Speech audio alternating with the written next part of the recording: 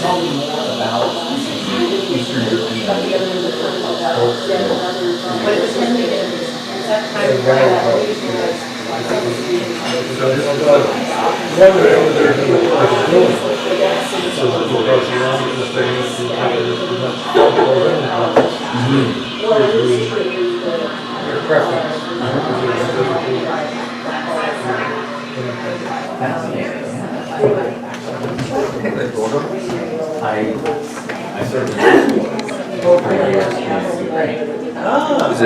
Does this come out live on Zoom?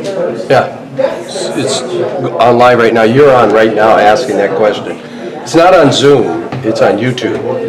And if you have the link, I sent out a link. Right, that's what I meant YouTube. Yeah. So if you'll get out of the way, I need to adjust this. Want me to stand up here? Yeah, stand up there and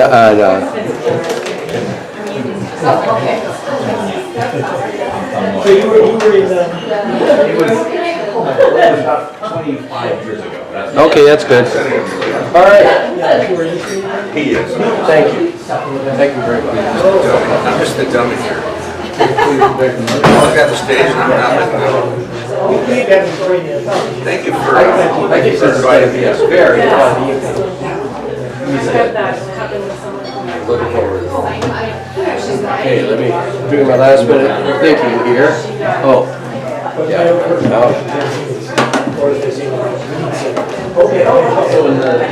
I have to learn to say radio and nothing. Yeah.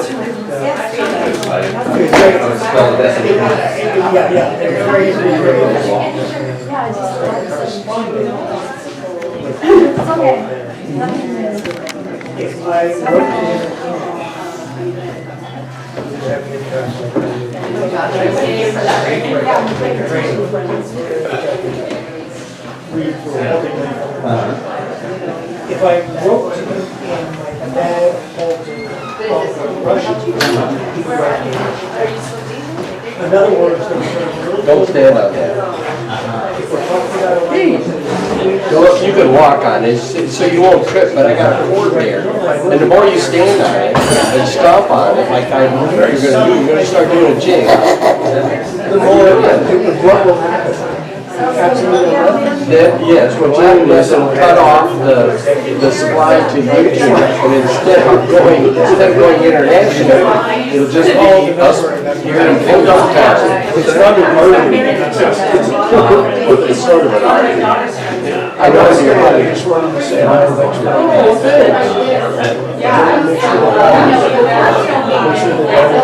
I called. I thank you for the number. I called it. She doesn't even look at her phone. She's, that's what you consider old people. Old people. Okay, good luck. All right, thanks very much. Don't swear.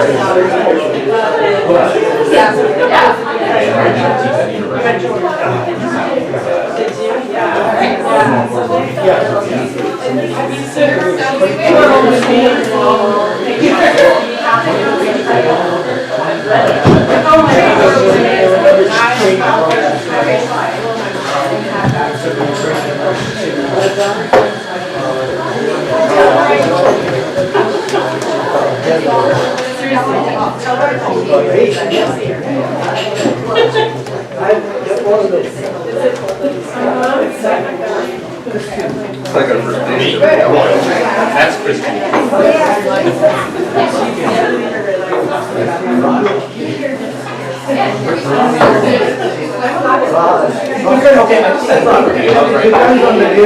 All right. Good evening. Good evening. Good evening. Good to see you. I had, when I was young, this is what people are writing down, those of you who are listening may get to hear this little story. When I was young, I was doing some promotional things for some nonprofit in Yakima, Washington, and so I'd go to the radio station and then they would talk to me about it. And so is this going to be like this all night? Don't do this.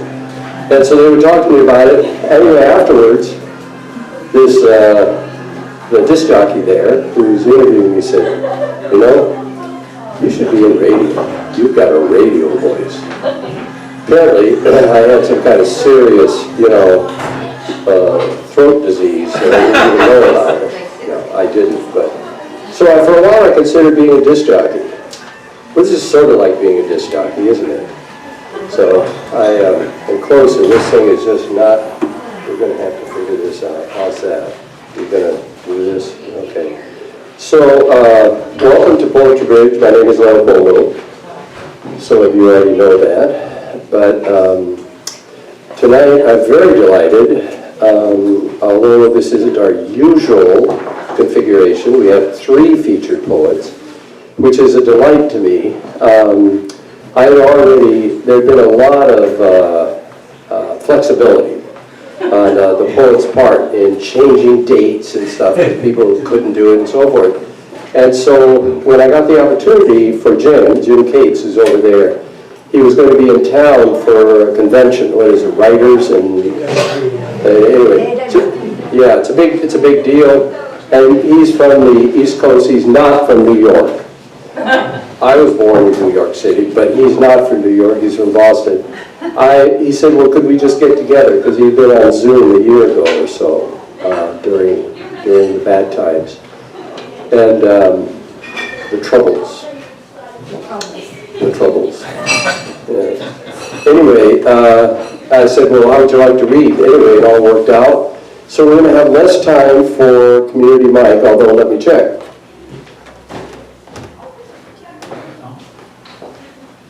Since we only have 3 people signed up for community mic, I think it's all going to work out just fine. Although we do have some flexibility with Natalie, our favorite barista, right? Yay for that.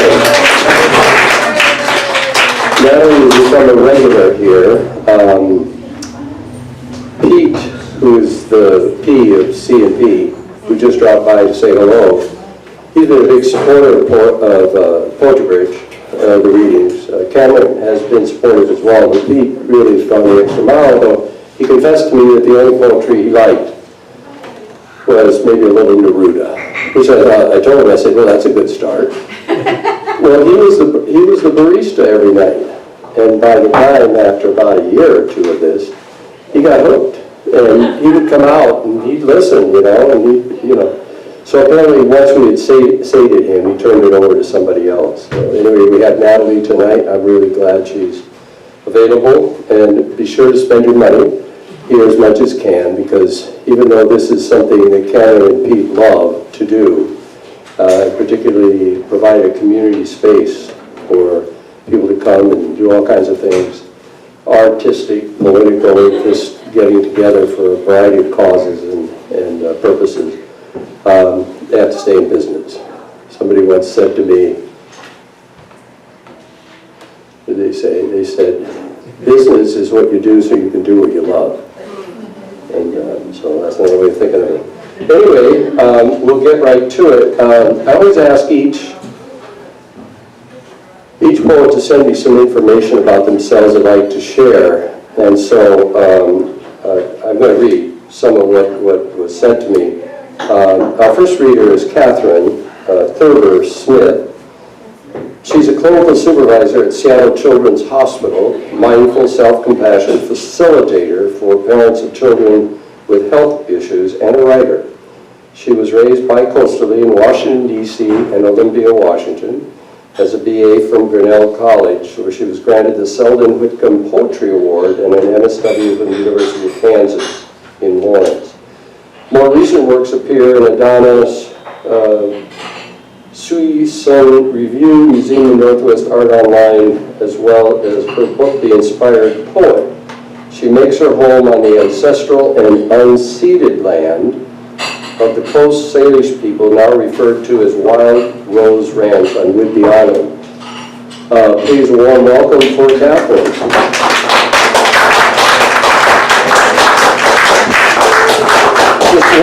One thing to everybody who's up here reading, there's an ideal place for mic placement. If you've done this before, you'll figure it out. But if you're back here, I won't pick up and so forth. But here it will.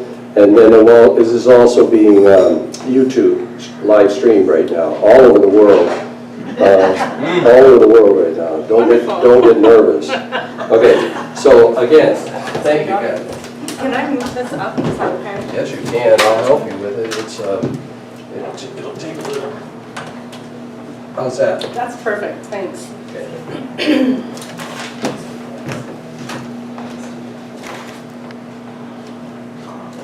I found at the last reading I got pretty parched, so I wanted to make sure I had my water and make sure it doesn't spill here. To start out, I want to express gratitude to the Coast Salish people, past, present, and future. I have benefited from the care they have given to the land I live, work, and play on and around.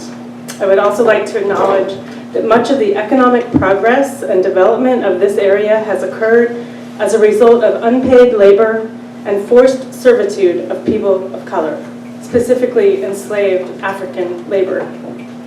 Thank you to COP Coffee for hosting this event, to Leopoldo, did I say that right, Leopoldo? For inviting me to be a featured reader, and to my fellow featured readers for sharing the podium this evening. Thank you also to friends and mentors, some who are here tonight. Your presence in my life and work as a writer has been kind of a lifeline. And finally, I just want to give a word of caution. My writing may include triggers for some people. I do tend to write about difficult themes, so if you have to step out, I understand, and if you're able to stick around, I sure appreciate it. Thank you. I'm going to start with a poem that appears in Susan Landgraf's book, The Inspired Poet, which was published by Two Sylvias Press. And this book, or this poem is called Instead of Death, I Choose. Instead of death, I choose to plan for tomorrow's tomorrow. Buy a new planner, even scribble deadlines. I swoon at the Daphne odoras, scent that rides dusk winds, delivers hope to my naked nose. Instead of urine-soaked folds of skin, needles strewn at your feet, eyes vacant, body rotting, cracked chairs thrown toward red-lighted cars. I choose to remember you are someone's son, and I am someone's mother, instead of accepting the rich, richer, shipping overnight packages, breaking backs, displacing profits the rest of us fail to realize. I choose to peruse the farmer's market. Locals, nourishing locals. Instead of fear, I choose to sit with silenced silences. 1,000 missed connections, missed engagements, never made. I approach you, old friend, with new bravery.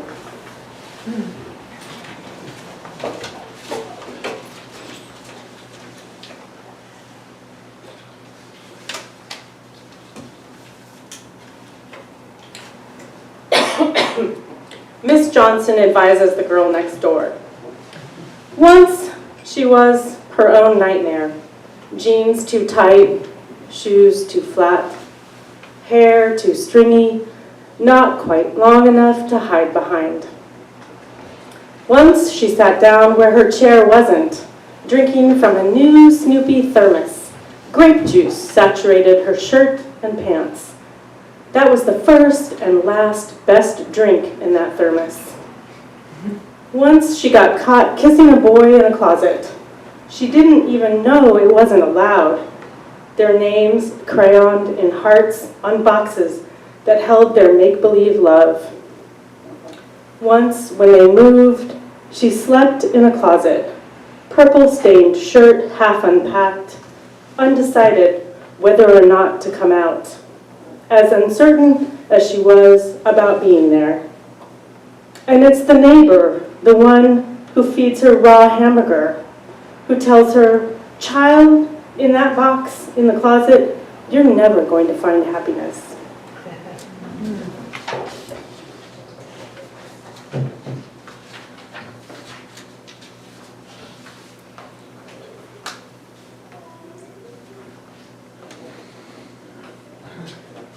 Once upon a time. Am I hitting the right sweet spot? Okay. Of course, I moved it when I said that. Blonde corkscrew spirals splayed on a white sheet. Bleached and worn, but perfectly clean. She is the mermaid she wanted to be on the white sand shores in this bed, kept alive by the swoosh and thud as oxygen enters her lungs with a beat she will never dance to. The television on the wall, muted, shows helicopters circling above our dream house that will never again be a home. Leather couches on terracotta tile, placed to hold your kids and mine. Her picture flows between anchormen whose sorrow is lost in the footage of our manicured lawn. Perfect poolside. Noodles. And that giant floating peacock we thought we had to have. And by had to have, I mean we thought the kids needed plastic feathers to lean back on, face to the sky, our little pea chick on their laps, a double-decker ride. I didn't mean we had to have it instead of girls who float or girls who swim.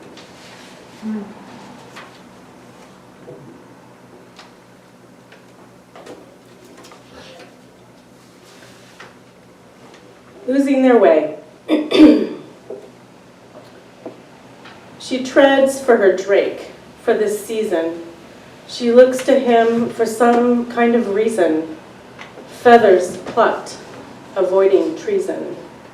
She's done waiting for their eggs to crack under cattails and lilies, hiding from the pack, unable to plan for what they lack. She's done luring predators away from her needs, chatters her way through greenish pond weeds into their dreams of the future, lotuses planting seeds. Some will decipher her babble skin, swoop down to steal her kin, break open the evening with her din.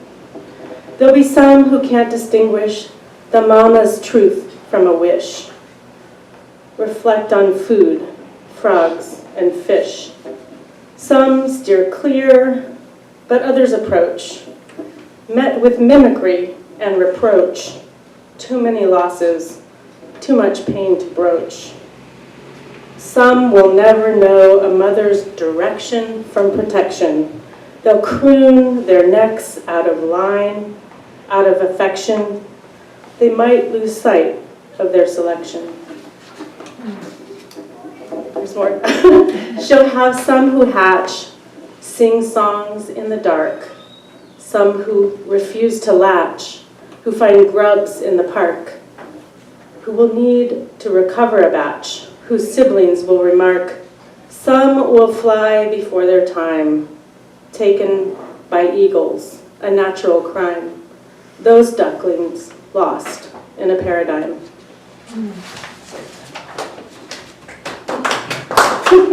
It's okay if I keep going? People like that one. 25 minutes. I have a few more. Animals do appear in my poems, so this next one has got animals in it too. This is my take on a fable, The Tortoise and the Hare. And it's called The Tortoise and the Hare. After I've excavated my pit and deposited my eggs, and after the sun and moon rise and fall 90 times, and after the first hatch of eggs arrives, only then can I address her challenge. The hare wants to be my friend. She wants more kids, and right now, because she will probably have 8 young in 4 weeks, 4 times a year. She thinks she will win this race. I plot my survival like my mother, her mother, and all of our mothers' mothers. I sip tea, watching the hare frenzy about. I do not wonder whose offspring will return home. A girl is always tied to her family of origin. The girl, she always returns home, my mother-in-law once said, because our survival will require more than rolling around beating our drum. The Energizer Bunny with an endless supply of batteries. I hope my friend, is she really my friend, will someday see running at top speed only to drop nearly dead confuses her children. I fear she may have a heart attack or maybe a brain aneurysm, exerting herself beyond need, then crashing in the grass before the finish line. How can my turtle babies and your furball bunnies get along in this world? I'll stick to my dirt hole most of the time. I've come back 50 times after all. And you, friend, will not live to see another summer. But your daughters and their daughters will leap at the chance to prove their speed, their longevity. I want to be important, you say, but I think you want to be remembered long after you are fodder in the stomach of a coyote. I will be at the end of the road thinking of you. I hope when we speak to our young from here and other worlds, we can hold two truths at once, that we are both fast, lasting creatures who fear being irrelevant.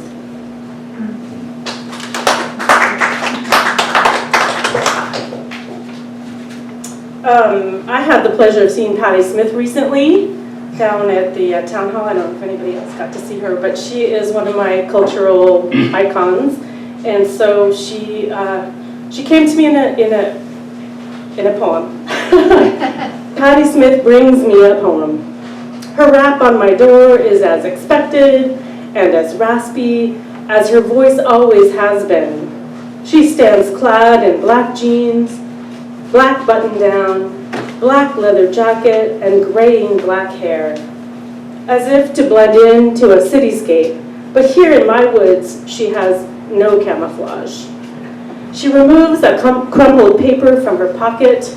It's traveled with her cross-country, looking for its home. When she sees the door is not the only barrier between hearing her words and healing, she invites me out into the open air. She recites her edict.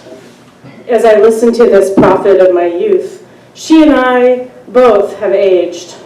She expounds on art and rape and forgiveness, and her litany, which confused me before, clears mist on my heart like the fog lifting off my pond. Make way for the fruit. Make way for that sweet treat. Make way for the crocus that raises its neck toward the sun.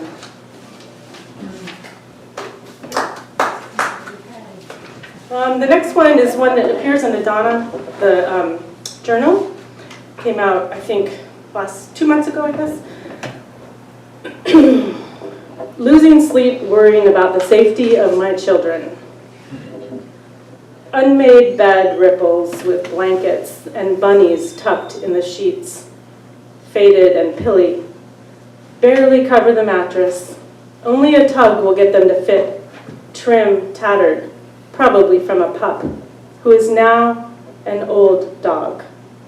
Remember the time we starfished in our sleep, our toenails tearing threadbare fabric. Crumpled quilt looks old to you.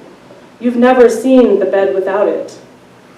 I still feel its freshness, unfurl, spread over linens stained from tears, shed over dead black mollies and lost cats. Always I prefer a percale, longer cotton staple, carded and combed, stiff and sturdy. It will always hold its shape.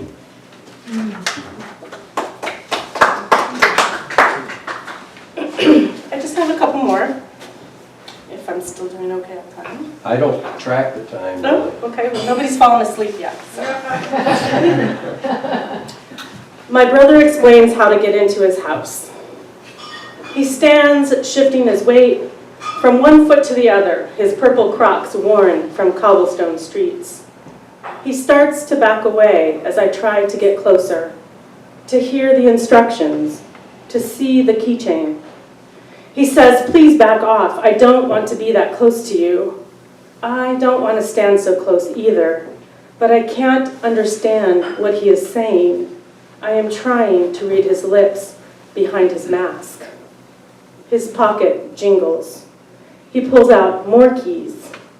He tries to show me which one will open the gate, the iron door, the front, and also reminds me to turn the alarms off in a timely manner. He is sure I can remember the code words, but if not, they live on the itinerary. I think to myself, this was not in the plan. He is counting bills from a bulging wallet, and I am sure I have never seen that much cash in my life. He has explained more than 8 times how to get into the gate, the door, the house. He knows that after 8 times, I will still struggle to find the right key, and that key will still not turn without great effort. He says it again. It used to have a red sticker on it. He rubs his hands through newly grayed hair. I'm not sure I know what to do. I rub the sweat in sheets down my legs.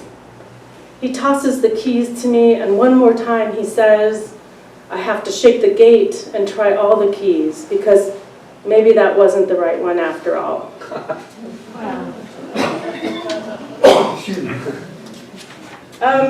I think many of us had struggled with the last couple of years, the changes in our judicial makeup of the Supreme Court and the change of law this summer. And so I have a series of poems. I brought one of them that sort of deals with that. And I'll just say that there is, I'm going to give a trigger warning about this one because it might be sensitive for some people. Letter to Christine Blasey Ford. Dear C, I know you would have preferred to remain anonymous. And so here we are again talking about your whisper-thin shirt and flowing peasant skirt, as if any piece of fabric matters in this story. I was there. You may not know, splashing in my bikini goosebumps, watching the boys volley balls over the net, the room off the pool. Now I know it's actually a pool house with a kitchen and a bathroom, tropical floral print on the oversized couch, more throw pillows than people. I was there. He stumbled in, sweet-talking, slurred his seduction talk, shoved me to the couch, and some friends smirked, and at first I kicked and tried to push him off me. I felt funny, pinned like a rag doll, sinking into the down. What you and I both know is we didn't have a say at that time. It felt so important to be there. I know what it's like to not know what it's like.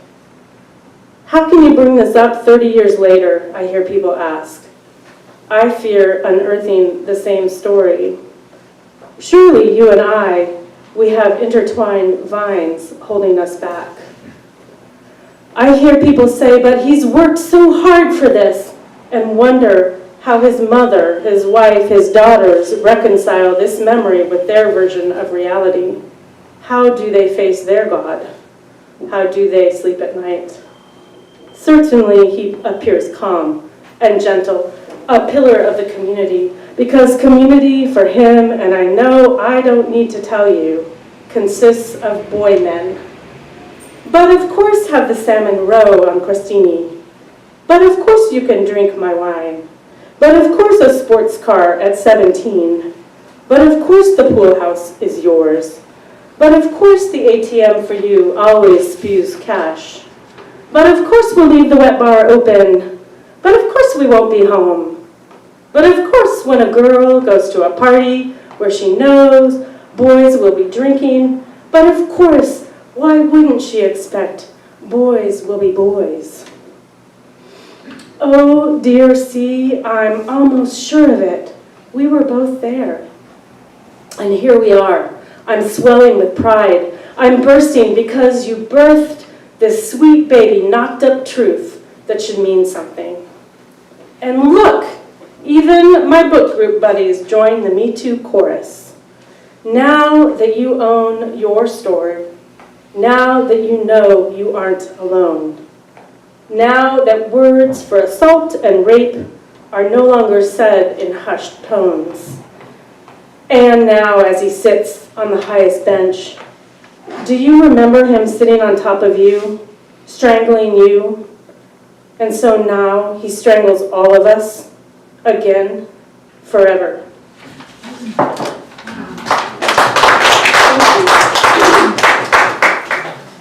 A related poem. This is At the Threshold after Vive Francis. At the threshold. To wake with fear and step tiptoed, first through flags and flowers, careful to stay on manicured paths, to grip the handlebar of the baby jogger and lock the brake in place. As a woman whose control over where, when her cargo is born has suddenly been stripped. To find him at the threshold before all wombs, heralding news of yesteryear.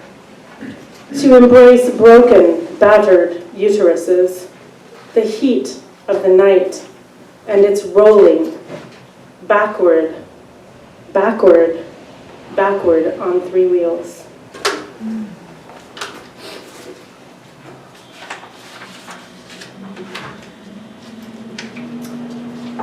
I'm going to end on a little bit lighter tone. I have two more poems that hopefully will be a little more enjoyable. Rituals. Buttercups bathe fields in petals. If they reflect yellow under your chin, she says, you are destined for beauty and love. Pollen airbrushes its mark. Campfire smoke swallows up air. Smoke follows beauty, she says. Your eyes burn with the truth you cannot see. Mosquitoes know it when they taste it. Old growth spruce songs sway with the wind. Violin belly weeps from its resonant wood. Collected and cured, she says, for generations. You wonder why all music is beauty. Midnight drips its sweat in your sheets. Come down to the water, she says.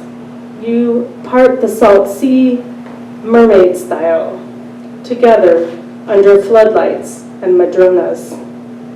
Smelt are attracted to your earring, nibble on your ear, and she says, those fish know beauty when they taste it. She's laughing while you cry out in surprise.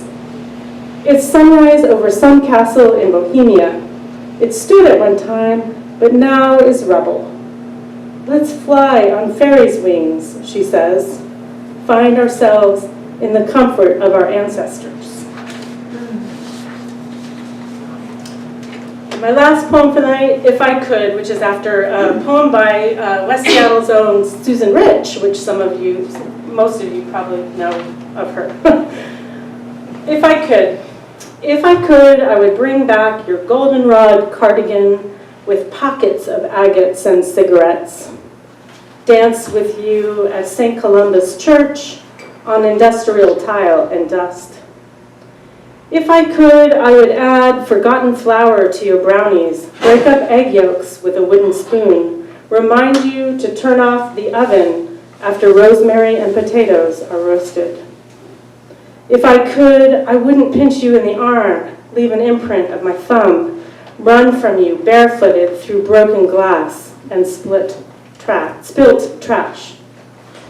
If I could, I would watch you thread your needle, sew a straight seam, sew a row of peas.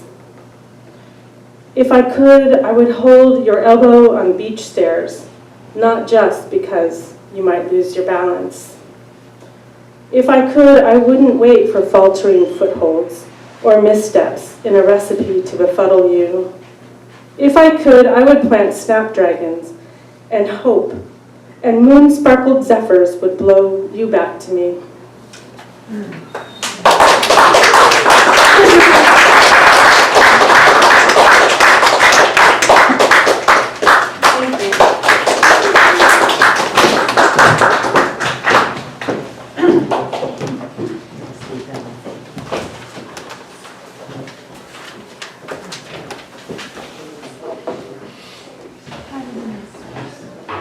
Thank you, Kathryn. That was wonderful.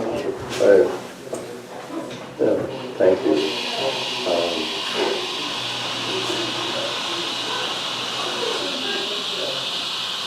There was nothing in your poem that triggered me. I mean, it just touches all the places that I'm either angry or have a strong sense of justice, you know. So thank you. Our next reader is Alex Smith, and this is what he wrote about himself. He's a Seattle community poet, writing from the mid-1970s to the present.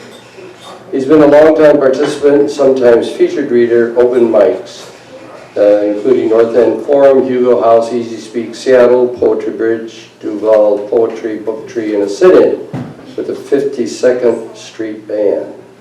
Alex plays harmonica, you'll find this out, and has developed a harmonica poetry style to add to his spoken word. His poetry trends toward lyrical, ironic, self-referential free verse.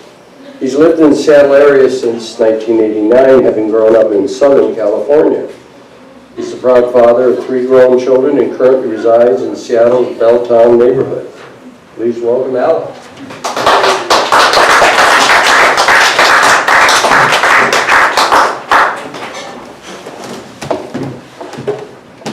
Thank you, Leopoldo.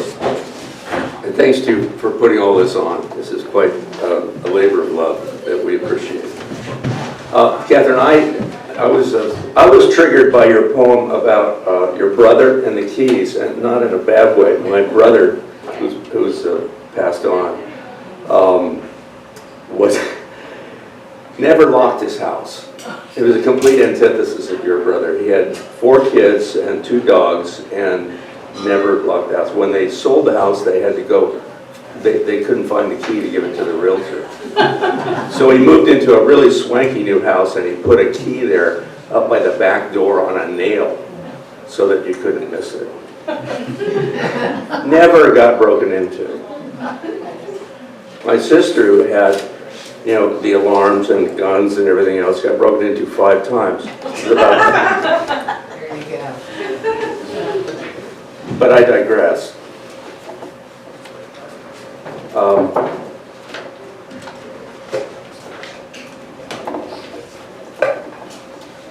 This was also well organized.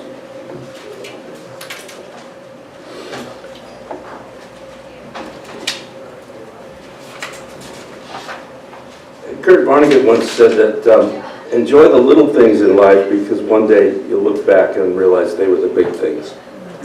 And so I realized that when I heard that, I kind of realized that a lot of what I write about are little things that I kind of walk around a moment. They are the little things that stop you in the tracks, the things that pause time, the things that expand space, that point to meaning, or at least to feeling, toward a different direction. But I think these poems all have one dimension. And I want to start with the smallest one. This was an accident.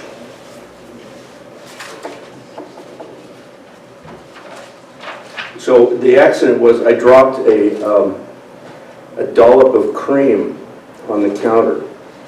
And I took a picture of it. It was absolutely gorgeous. But you know, it's a dollop of cream on the counter and you have to wipe it up. But I figured a way to make it last. It's called dollop. I just snapped a photo of a dollop of heavy cream that splashed onto my green stone countertop with a pattern so amazing that I had to preserve the image. What causes a grown man to do this? Wistfulness, memory, a yearning for permanence, hoarding? Truthfully, it was the most beautiful dollop that I have ever witnessed. Rising above all dollops, a jewel, evanescent, transcendent, accidental pearl. It must go this way. Snap its photo, capture the moment, then whisk it away, its liquid absorbed in a towel, its beauty only in memory, until its image transformed by my camera into a pattern of electron valences held in code in silicon, then shouted through the internet to reside in another valence image, splintered on servers somewhere until it is wiped again. Here it has already sparked a poem. There, who knows, we live in magical times. But then it was always so. The good news, there's good news and bad news. The good news is that I don't have anything to sell you. I guess it's bad news. But I do have, those of you who are interested, I have your very own dollop, and it has my contact information. You can get a PDF of this presentation. So at the end of today, you'll get your own little dollop and you can put it on your refrigerator. That's great.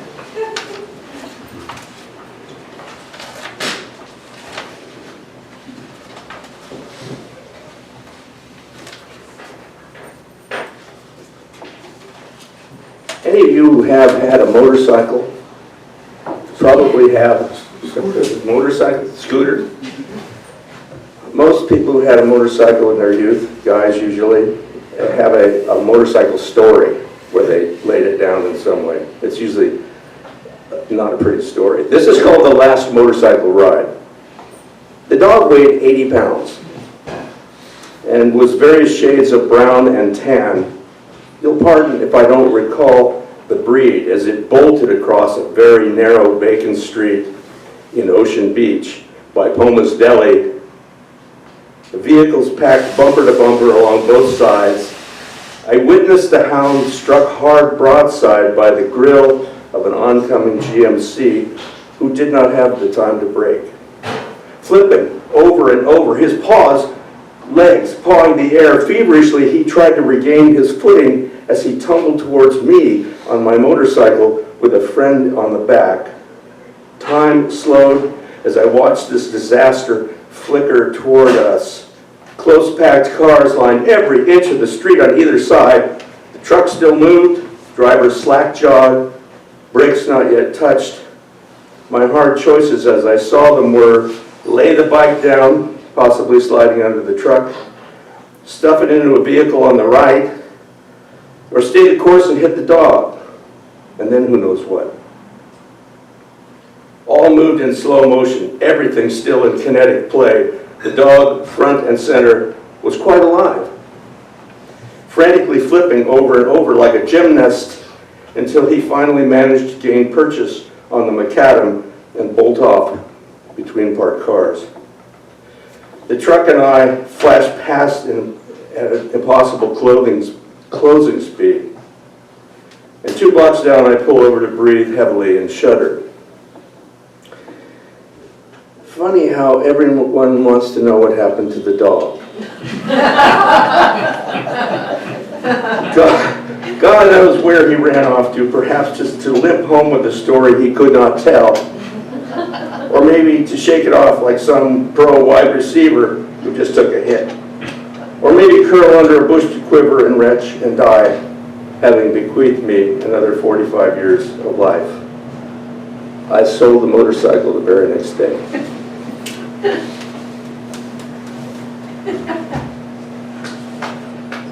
So I was submitting poetry to journals, and I ran across this statement that they didn't want nostalgia poems.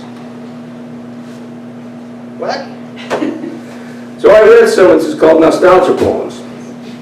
I read somewhere on the poetry submissions page of some poetry journal that they were not interested in poems of nostalgia.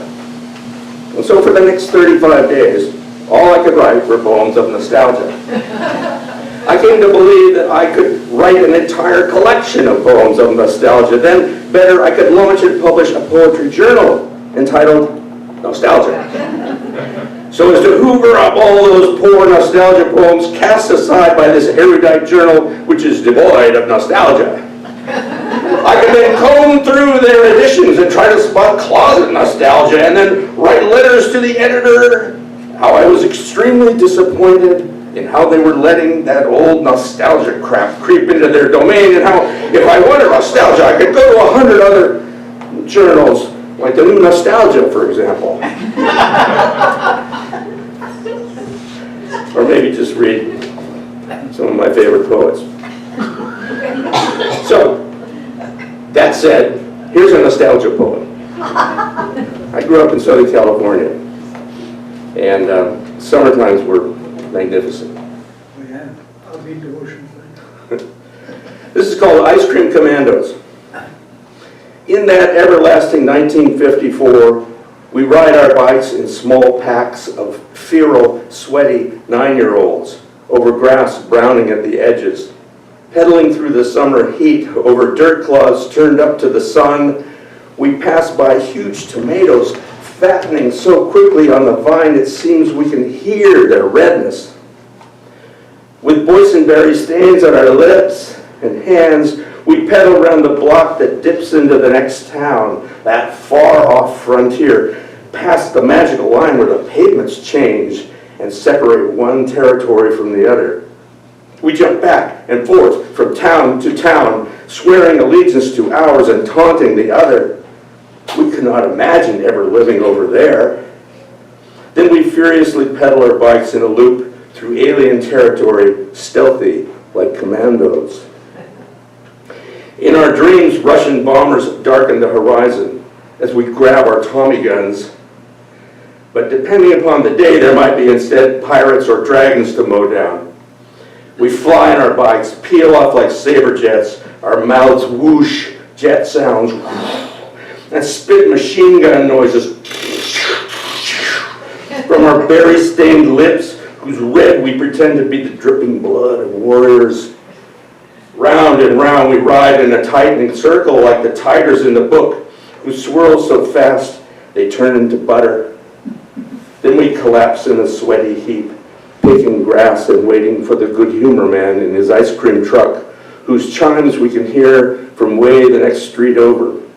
Coming closer, pausing, coming closer, he will round the corner several blocks down, then make his excruciating journey slowly down our street until he stops in front of our pack, where we have our dimes tucked into the coin pockets of our jeans. Rolling his eyes, he will tell us to stand back, kids, one at a time, as he slides the side window and cracks open the top of his freezer to dole out the treasure within. Back by our bikes, under the oak tree, we will ply open the wrappers and gently bite the chocolate cover to plunge into the frozen vanilla cream that will swirl in our mouths forever.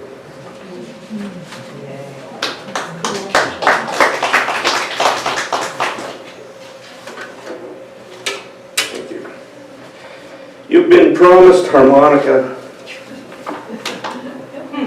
I have to warn you, the instrument of destruction.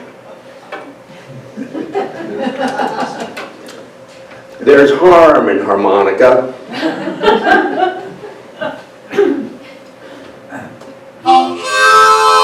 It'll jack you up. It'll drag you down.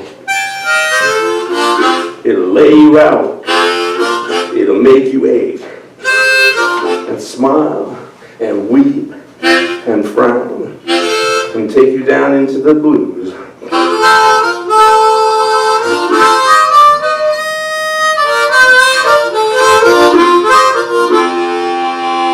There's a harm in harmonica. Oh yeah, there's a harm in harmonica.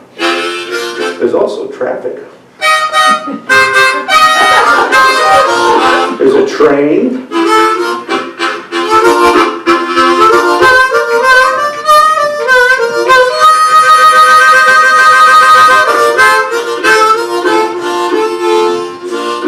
Even a funeral.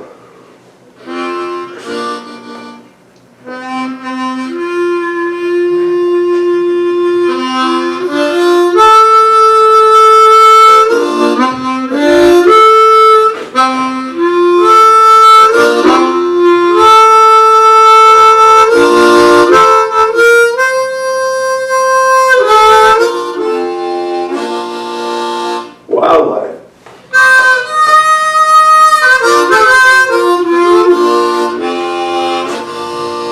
Yearning, burning, his harming harmonica. Yearning, burning, his harming harmonica. And a ton of fun.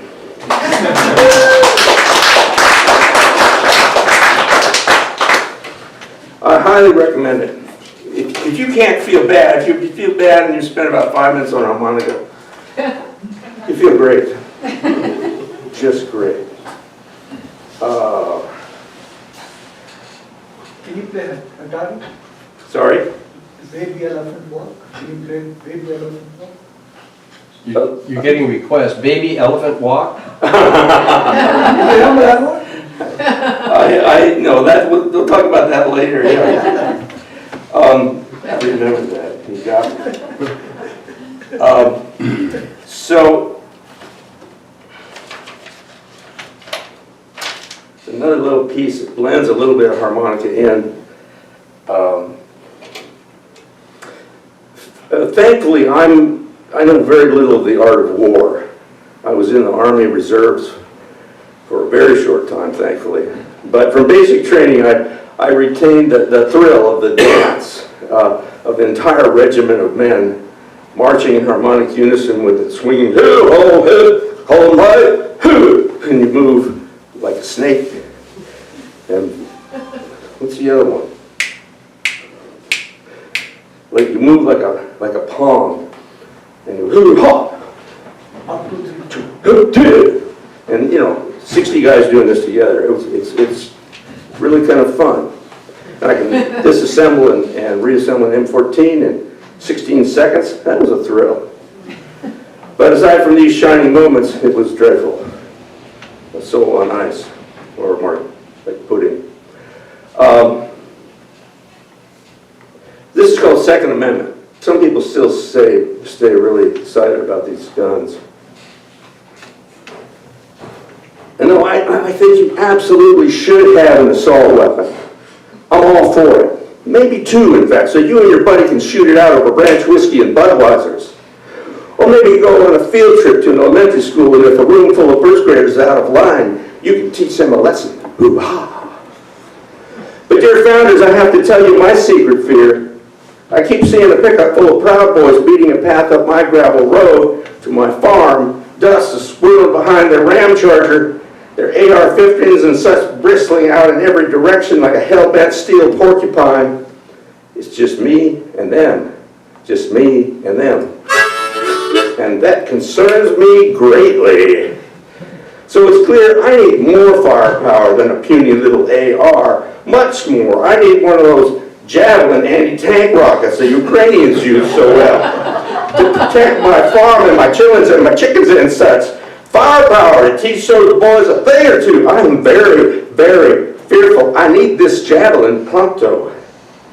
Please accept my payment in crypto. Send it to me UPS next day air. And don't talk to me about no waiting period. I need this Javelin pronto. I need this Javelin pronto. I need this Javelin pronto. Pick up full of Proud Boys. Beating path through the gravel road. Pick up truck of Proud Boys. Just me and them. Just me and them.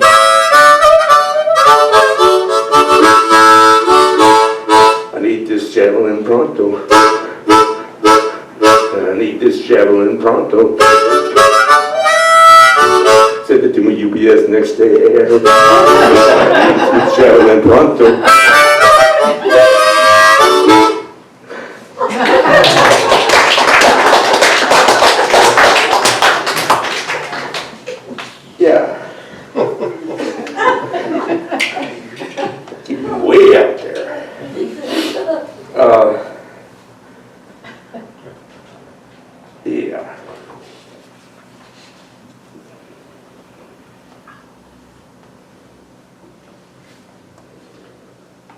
Hang on a second, sorry. I got little arrows going for where I'm going. Okay, here we go.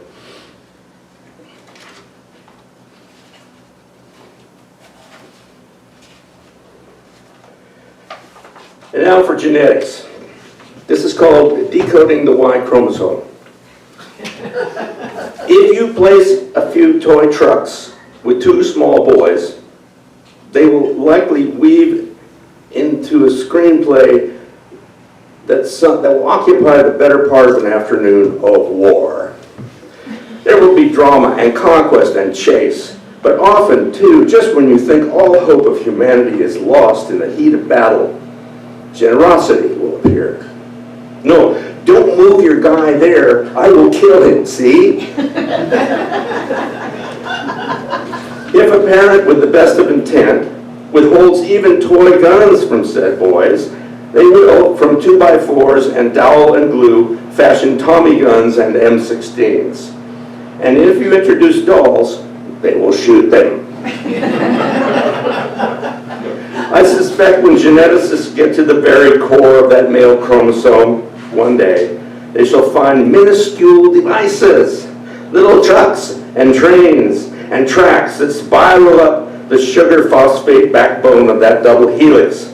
Little molar locomotives will be winding their way along those tracks, and little molecular men holding molecular carbines will be shooting electrons across the divide. And perhaps even little molecular girls over on the X will be looking on, but pretending not to.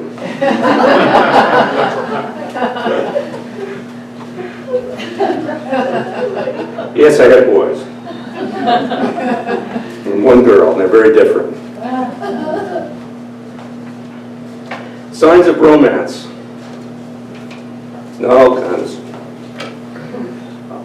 This was inspired by Waldo Leyva, Pablo Neruda, and some of the love poems they wrote. Signs of romance. I am so full of you this morning, my heart overflows, as if from a warm spring from which it cannot be contained.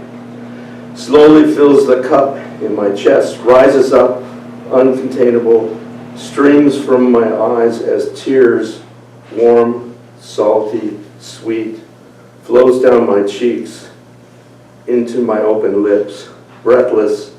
It runs out over my outstretched palm, spills out onto the counter, gathers in a growing pool over the edge, runs mindlessly down the cabinet, onto the polished floor, tips the room, creeps out the window, gushes out to the cobbled street below, searching for tomorrow, and covers the world I see.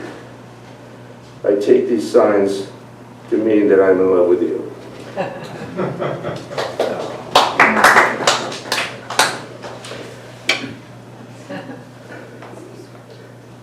Early malaprops. You know, how many of you have kids and they have trouble getting the words right?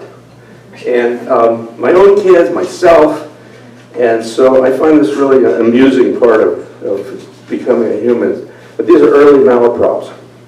Once when I was 5, I got confused pronouncing New York. Or was it Unork? New York, Unork, mysterious far-off vertical place, home of the Empire State Building. Or was that Bloody? Bloody, the way they spelled it in the comics, Bloody, B-L-D-G, which I was sure came from Unork. When she was 5, my niece went to the kitchen and opened the refrigerator and put her grandpa into stitches. When he was 5, my own son put his arm around his brother's shirtle. And that was that. Henceforth, they were shirtles. So start spreading the news, Unork.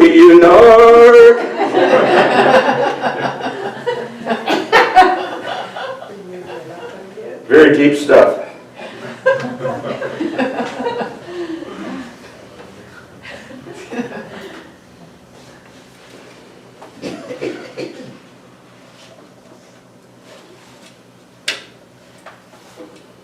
a little song that I wrote during the pandemic. The best part of wearing a mask is taking the freaking thing off. It don't work if you don't wear it. It don't work if you don't pull it up. Cover your mouth, cover your nose, because it don't work if you don't. Yes, I know that you don't like it. You don't like it, and neither do I. But if you don't wear it, the Rona gets hinky, and people will die.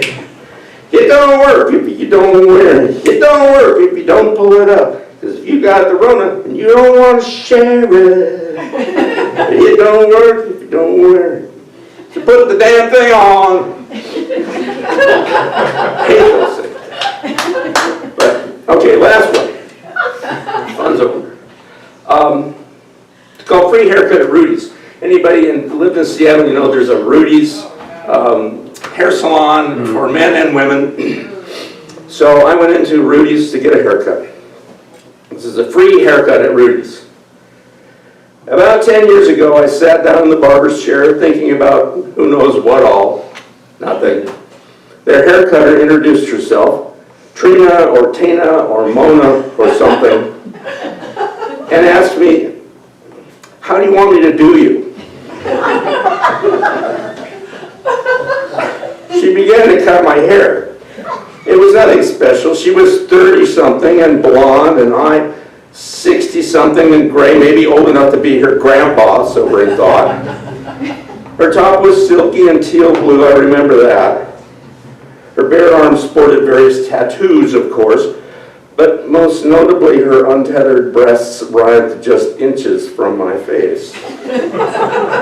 As she reached up and leaned in to scissor my hair over and over again, chit-chat done, we fell silent, the only sound the insistent swish-swish of her shears. This went on for several minutes, possibly hours. I don't know. I didn't stare, barely breathe. For an instant I became 29 or 30. And then at the end I could barely stand up from the chair. I pretend she knew what she was doing inches from my face. It's better that way. That haircut has lasted 10 years and counting. The way I figure it, the tip was $35, the haircut was free.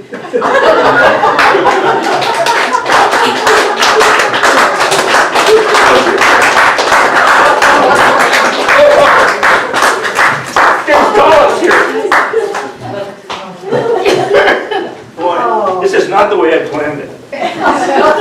But I got it anyway. It was going to be done with grace. I got one. Okay. It seems quite appropriate. Anybody want a dollop? I Oh, want. yeah. I got one. I will send you. Here's this. I haven't anymore. Thank Send you you. a PDF. Thank you, Alex. That was delightful. Delightful, really. Listen, as is our usual custom, after about an hour, we take a 10-minute break, and then we'll follow with J. Kate. So during that 10 minutes, help yourselves to a beverage. That keeps the doors open. And also, if you want to, go up to the poets and let them know how their poetry impacted you, this would be a good time to do that. Okay, so I'll see you in 10 minutes. Thanks. In spite of this, I fumbled everything. I have everything planned. My son was at camp when you. Oh, yes. So we went to Carlsbad and what is it? I used to live It's too late. I'm sorry. Okay. It's too late. All right. I mean, you can't. Fair enough. Yeah. I mean, I just had to say that. I mean, if you were to ask a question like that, you're going to get that to me. I mean, if we have time for you, sure, I'm sure we will. That was, see, Yeah. 5 years old. So that was, when I was a boy in Delhi, I was about 8 years old. Oh, boy. Based on the common. I'm gonna look that up again. If I get the name of the introduction. Did I get you laughing?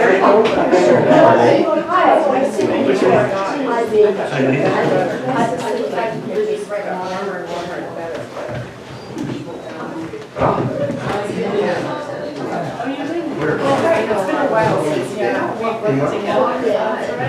You said your name is right? Roy. Yeah, you have the dollop, right? That's it. It's the first activity. No, Oh, yeah, okay. You know, when I see It's a the little two of you together. Then it comes back. Kitty. I love to, that'd be fun. Yeah, I just thought we should. Because the dollar. Yeah, yeah.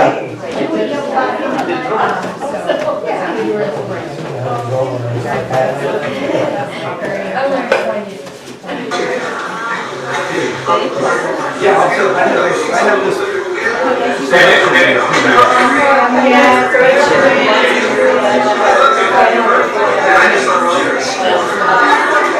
One of the actual with the bullet going through it. Yeah. One of the drop Bye. bag. We'll see you next time. Well, this was just, It's so perfect. yeah, I actually, I had a larger one, as soon as it took it, the reading I did on the wall.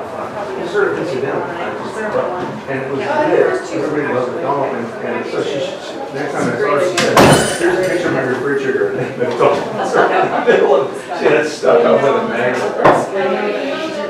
I should tell you, my sons, when they were very little, and we drove from Seattle to Olympia, they would say, hey, there's a mountain in here. Nothing in here. That's literally what I thought it was.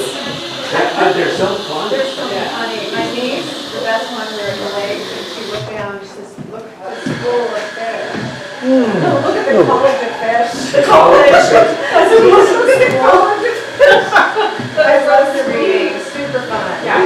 I was laughing so hard at you tonight. It was so great.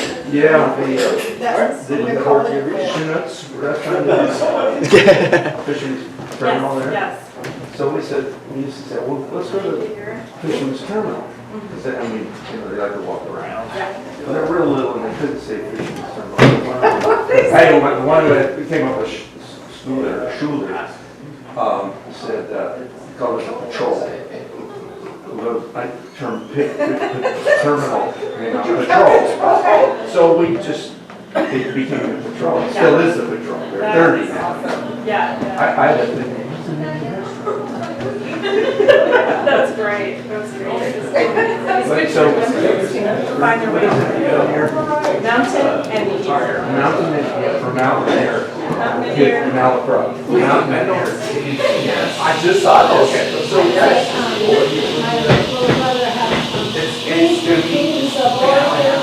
Oh, I love it. That's awesome. Of course the word There's a is. lot of business. Yeah, I know. Oh, they take, Yeah, I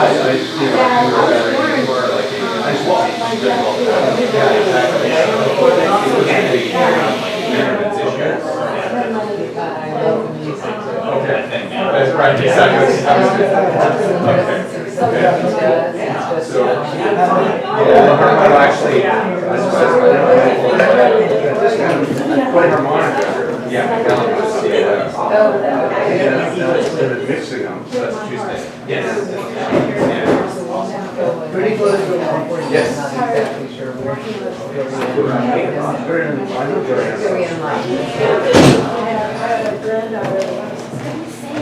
I have never met her, so she is, her mentor was Steve Powers down in San Diego. All have a chance.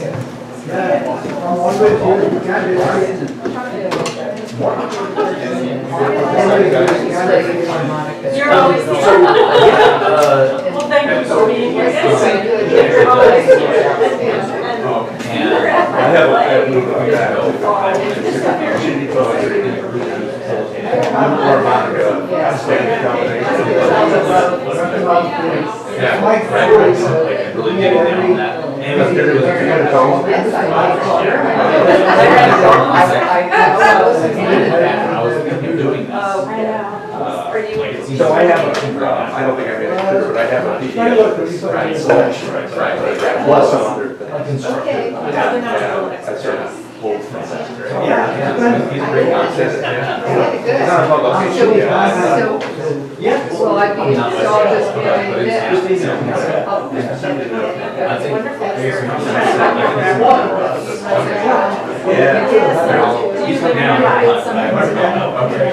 That's quite a drive for you.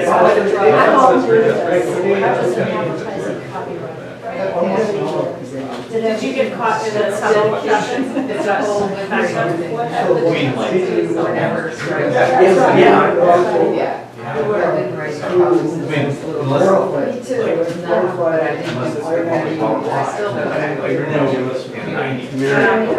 Her work is lovely.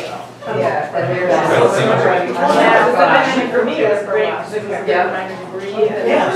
We have we're not working right now, but we worked for a couple of years.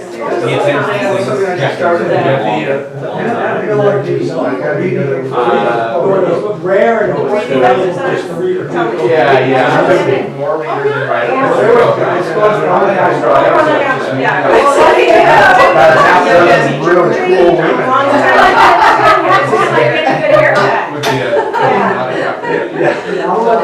Yeah, they're funny. I bet it was good service. Yeah. So are you still actively private?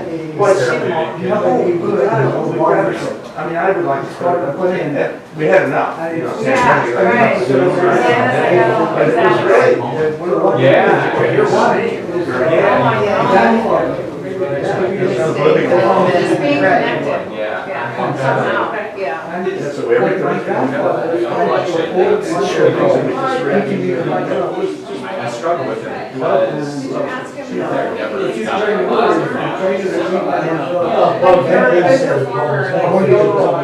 Gesture. Is that it? Well, then it's not, it's like getting 5 minutes. I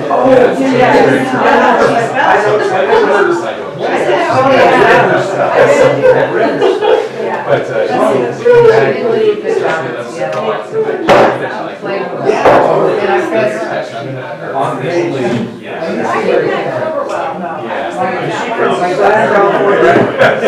We're gonna start in a couple minutes. I call it love. What was I saying?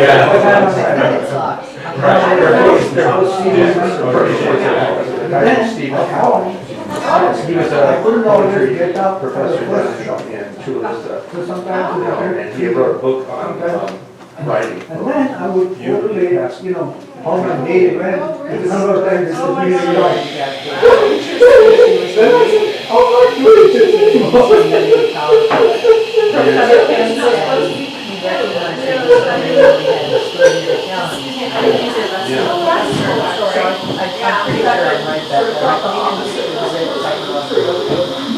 I didn't want to know how much they were going to. My friend Diane was saying, oh, she was walking out of the area and somebody. Fantastic thing. Did you get some? Jim, did you find a place to eat? Yeah, just went across the way to the Chinese place. Oh, okay. Just had a, All right. hot jar, a couple of dumplings. Right across here? Yeah. How far down? That's where the market. We've got all the things here, and I can't. Oh, you went up this way? Yeah. Instead of that way? Yeah. Oh, okay. I have been eating at, there used to be a Greek restaurant there I would have recommended to you. But then you went back to Greece. No, I just like came, I just Yeah. That's fine. I had been thinking this afternoon, I was fine as well. So how's it going at the, good. Oh, it hasn't started? No, it starts tomorrow. Oh, it starts tomorrow. So where are you, where do you want to get back to tonight? To the sheriff. Oh, the sheriff is down there.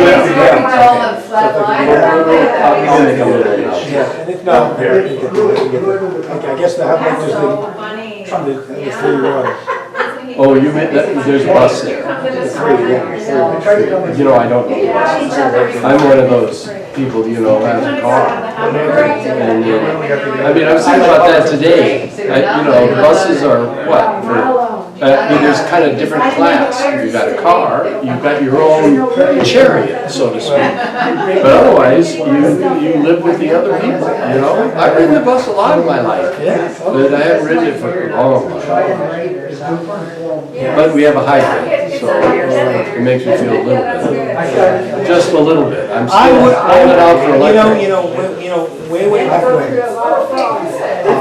someone showed me a trailer before they did the first trailers, and they were having samples, and they were showing it to me, and I was very impressed with it. So you must be in the Gee, neighborhood. this is gonna be a nice car. It was. And I stepped away from it, and looked at it, and I said, nope, I can't. What was it?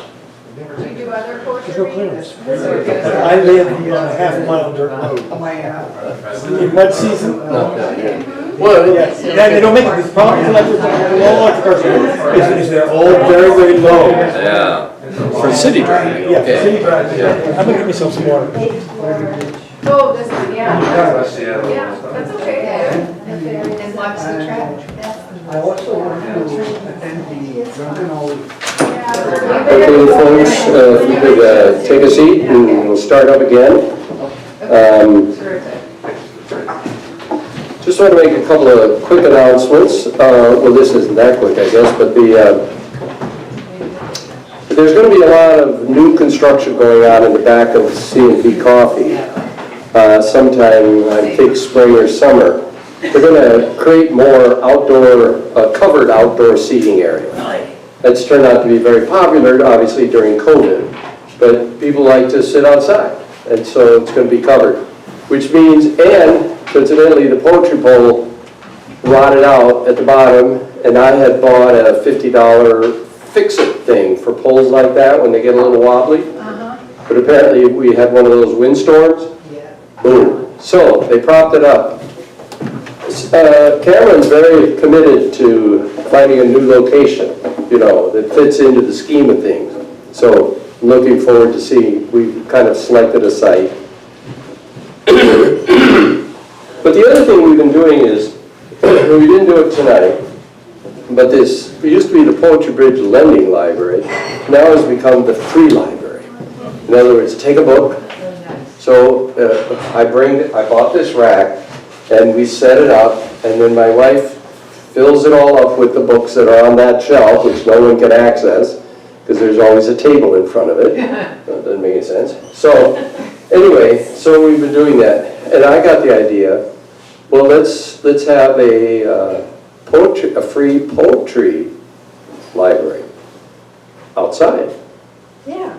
Accessible 24 hours a day. And, you know, for the daytime and all that. So this is the first time I'm putting out the word. I'll be putting out the word there. If you know of anybody who knows how to build one of those, you know, because they're all over. If you know anybody who knows how to build it, have them get in contact with me, because I don't want to do it. I don't want to do it for a variety of reasons. First of all, I wouldn't do a very good job. I don't really have a shop anymore, and I'm old. I mean, I don't look as old as I really am. Tonight I'm feeling very old. I'm just kind of hanging on here.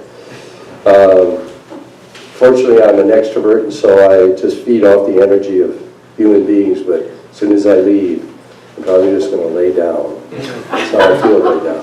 We all are. I know, it is. Just, you kind of start to lose stamina. Although I must say, I don't know how old you are, Alex, but you brought a lot of stamina tonight, too. Okay, so our next poet is Jim Cates. He goes by J. Cates. He's, this is what, I'm not going to read everything about him because he's got a very long list of publications. And he said to me, they didn't come here for the introduction. They came here for the poetry. But for the people in Russia right now who are watching this on live stream, I don't know what time it is there, they don't know this, but he describes himself as a minor poet, which I happen to like that phrase, a literary translator and the president and co-director of Zephyr Press, which is a big deal.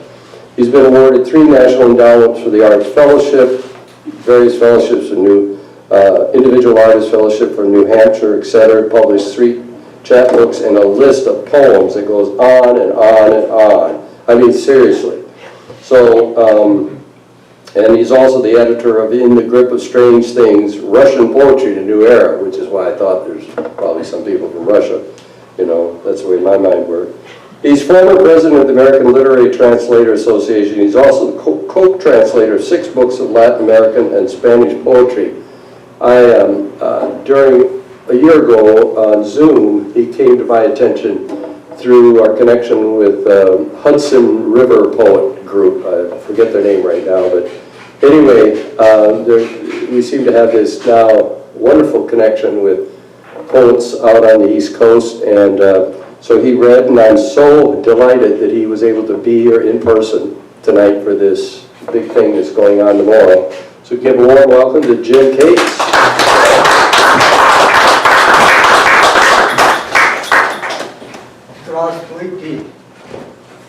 Thank you. There are a couple of hard acts to follow here. Yeah.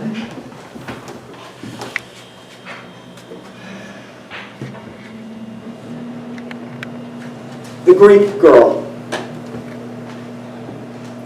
I make love with a woman who slept with a man, who lived with a woman, who vamped a man, who married a woman, who kissed a man, who courted a woman, seduced by Pushkin, who had an affair with a Greek girl who said she'd been to bed with Byron.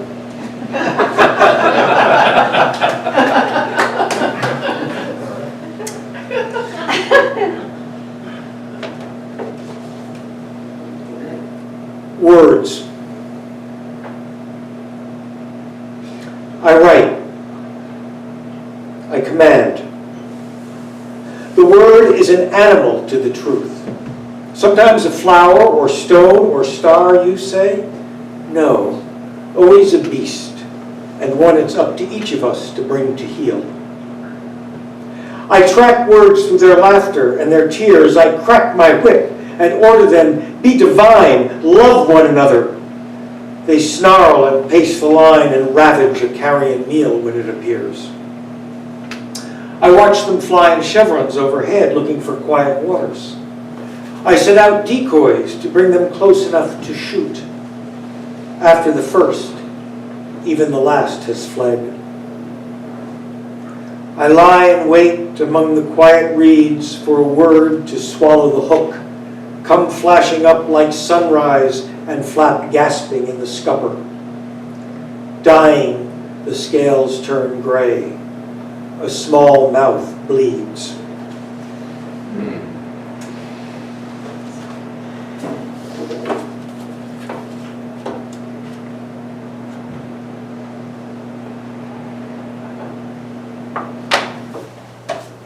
The axe murderer's daughter. The axe murderer's daughter got a brand new yellow tutu and satin slippers for her 8th birthday.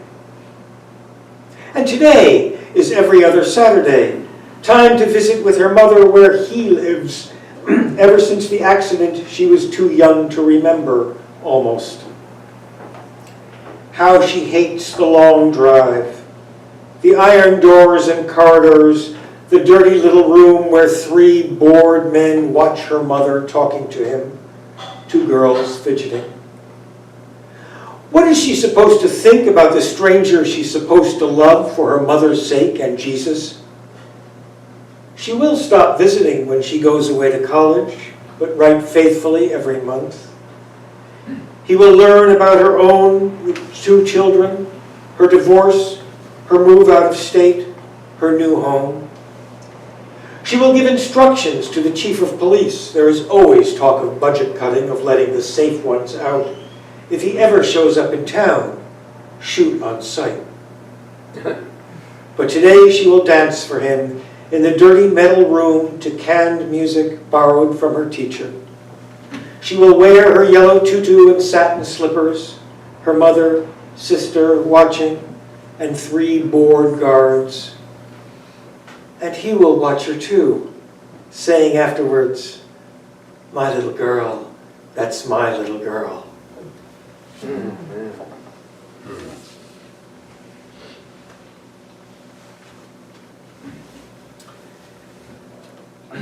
I do have Russian connections, and occasionally some of my poems have come out of that. There's a whole number of poems that have various resonances and out of Russia.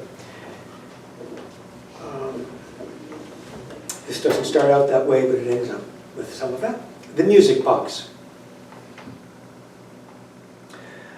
Another one of those hard cases flicks. The moral ambiguity of ex-Nazis and their ignorant children.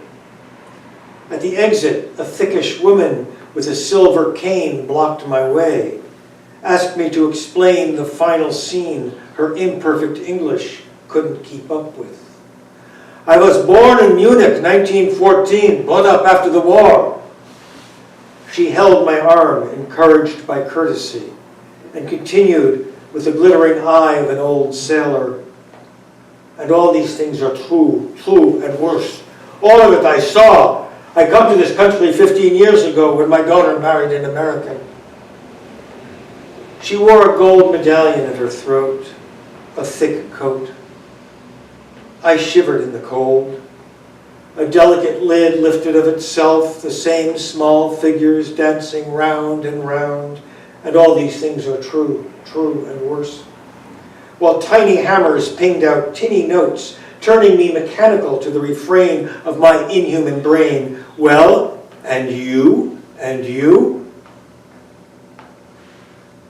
But 2 months earlier, on the Moscow train, I sat beside a soldier my own age, clearly Vietnamese, who smiled brightly and recognized in me the foreigner I know I am, and asked where I was from.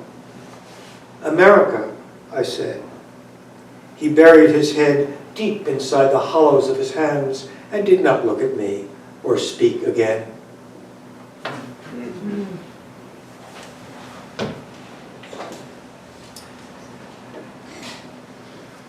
We've had some poetry about manhood, and Christian, I understand, is writing about manhood. Those of us who are sort of wimpy Jewish intellectuals who live in rural New Hampshire sort of imagine sometimes a different way of life. This poem is called Woodpile Machismo, and I was reading it for years before I realized that people were mishearing the opening sound. It is T-H-O-C-K. Fuck! And my mall splits birch so white it's no skin off my nose, but like the exposed fictional thighs of a pornographic lover, virgin, pale and languid, blonde too, I respond. I am maple, ruddy and rough. Hey buddy, you better believe it. Fuck! I clean it all, beech, hickory, oak, and send it up in smoke. Fire and sex all the same to me, a splitter's game. I'm bigger than you, and I wield a heavier axe. My eyes true and blue, my passion hetero, and my nationality American. Fuck! I got a belly like rock, an arm like a goddamn song, and I'm never wrong.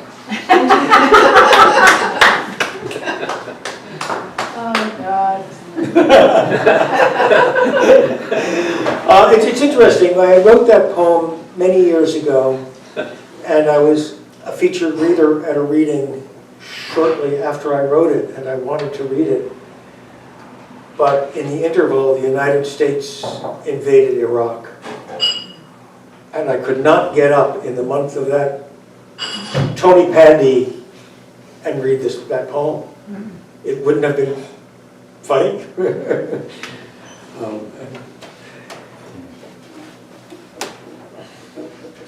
Here's another poem that comes out of the woods.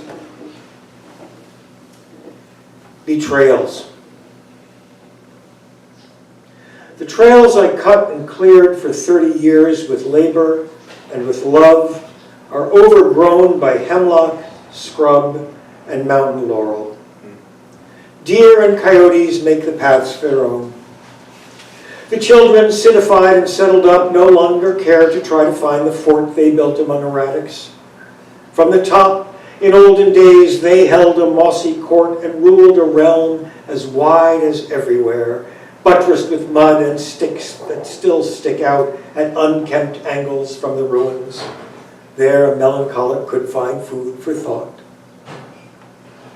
One mottled beach that marked a crossing lies like fallen Saul across the way it once defined. But even now there's no surprise for me. I walk those woods in confidence that borders close on boredom. Know too well who left that stack of cordwood rotting on a useless and abandoned crumbling wall. No mystery.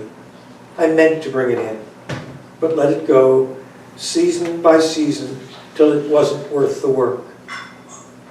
Even today, I started walking out with a good will, but turned aside and back, coming away to write these words out of my head, the trails I cut and cleared for 30 years, before I lose those too, among the small betrayals of land, of ownership, of memory.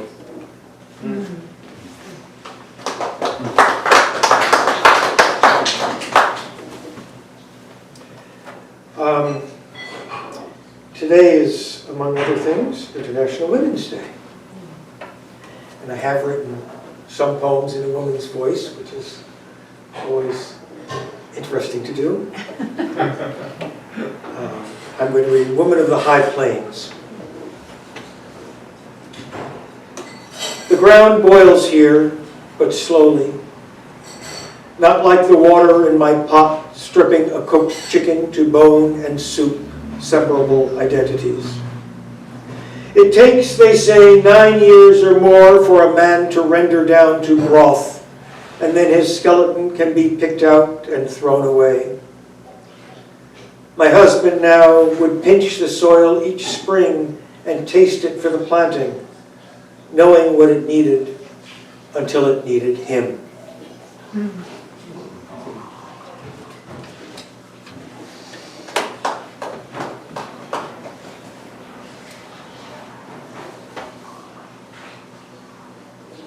I also have a fondness and close connection with things Irish. And discovered Ireland originally in the company of a woman. And we had some adventures in Ireland. And this poem actually comes out of one of those. And this is, although the meter and rhyme form of this is very Byronic, the form of the poem itself is very traditionally Irish. It's a formal Irish curse. To an Irish landlady. Mrs. M, your sniffing disapproval of lust under your lease is well and good. No straight-limbed gentleman at large will cavil at allowing as you're doing what one should, or doubt that rectitude keeps out the devil who's snarling somewhere in the neighborhood and looking sharp for landladies to pounce on, while lovers like us can always find beds to bounce on. But oh, thou flaming angel of the sword, something is rotten on the brink of Eden when pleasure, not just decently deplored, is publicly deprived of bed to breed in. Can carnal bliss be righteously abhorred by any but that Lord who put the seed in the first place? This is high divinity, and not just argument about rent and virginity.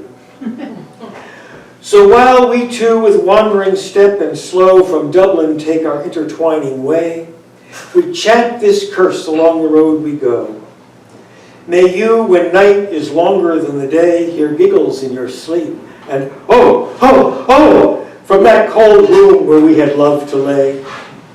May you lie henceforth sleepless till the dawn rouse you from waking dreams you hate to dwell upon, and may your fingers, when you next seek sleep, inch under bedclothes in between your thighs, caress, explore, and in recesses creep with restless purpose and a vague surmise. May you hold dear what you consider cheap, and cheapen yet with territorial cries, and ride all night, unsatisfied, the hand that now you raise against us in your lovely land.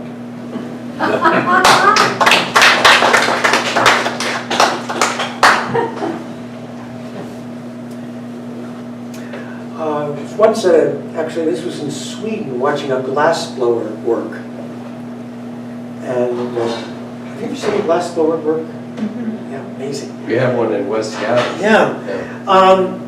And I wrote this poem, which is very metaphysical, after I wrote it as a love poem.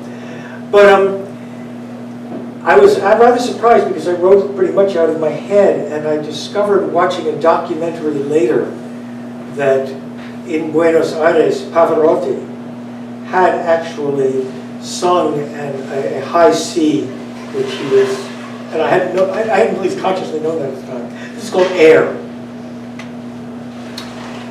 Atoms disperse, they say, around the world. Each one of us inspires with every breath Socrates' sigh, Napoleon's wild oath, and a high C that Pavarotti held when he brought down the house in Buenos Aires. For sure, the selfsame oxygen that burned in Sappho's breast has turned and been returned from ooze to ozone in the wildest airs. In front of me, set on a wooden stand, a souvenir, an iridescent sphere made while we crowded at a country fair around the artist, easy to my hand, holds in its fragile glass the breath of all of the above, and 7 billion others with unknown names who aspirated ethers ready mixed, and which contains as well the life of him who crafted it to be the little world it is. Most precious brew of cosmic gases, and among them you commingled with the universe and me.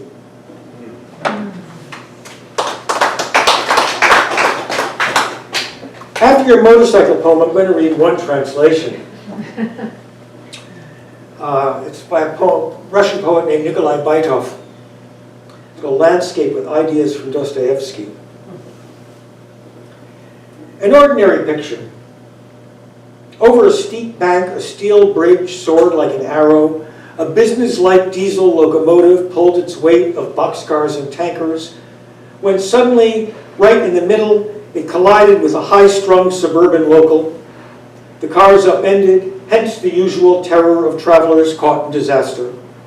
And the crippled freight, not free from the tragical game being played out, broke through the railings of the bridge and plunged into the innocent little stream where a motorboat, just at this very moment, not suspecting any kind of dirty trick, yawning lightly under strains of music and carrying a load of Sunday drunks, while right overhead something jammed the propeller of a helicopter, which fearfully attempts to fall into the same pileup among the burning, drowned, and maimed. An ordinary, everyday subject for art.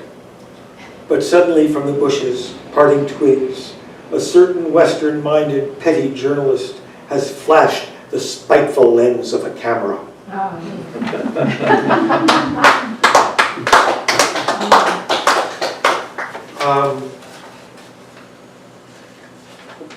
Land acknowledgement seems to be in fashion. I have two poems which are kinds of land acknowledgement poems. An invitation to settle.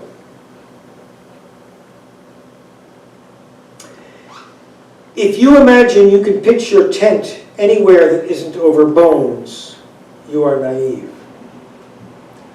No ground is innocent. A village in Nebraska, all of St. Petersburg, an Irish portach groans with unuttered breath. Whatever is meant by sin or crime lies well below the stones of courtrooms and cathedrals. Be my guest. This bistro's cellar overlays a pit where Nazi group commandos laid to rest most of the town. Drink up. Our wine is best sampled cool from the cave, you must admit. We're people of the world and not depressed by our awareness of the weight of it. We'll find a place for you to make your home. It will be spacious, full of light and sweet. The neighbors warm, as long as when in Rome you do as the Romans do. Those neighbors whom you'll come to recognize along the street. Those faces like your own, no different from the other ones rotting beneath your feet.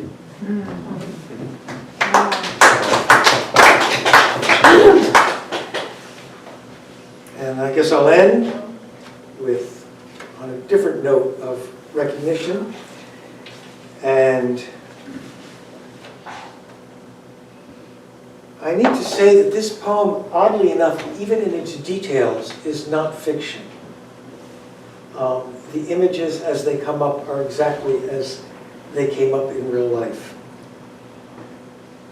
This is domestic archaeology.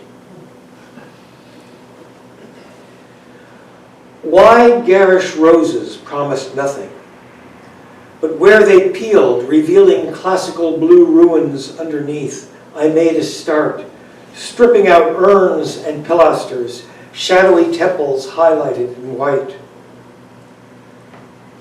Here and there, I'd scraped through to another level, a less sophisticated culture. Glimmers of bronze dulled now to indifferent brown, but still suggestive. And so continued until I'd laid all bare. A dry antique skin somebody once loved and somebody else buried.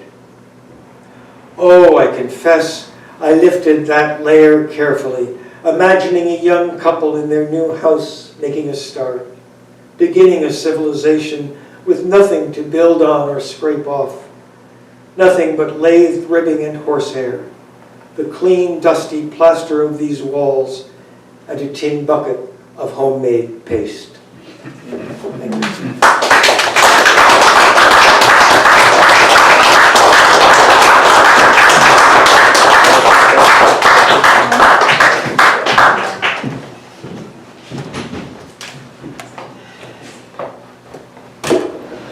Well, I gotta say, I'm very proud of myself for having brought together these three poets tonight for you all to enjoy.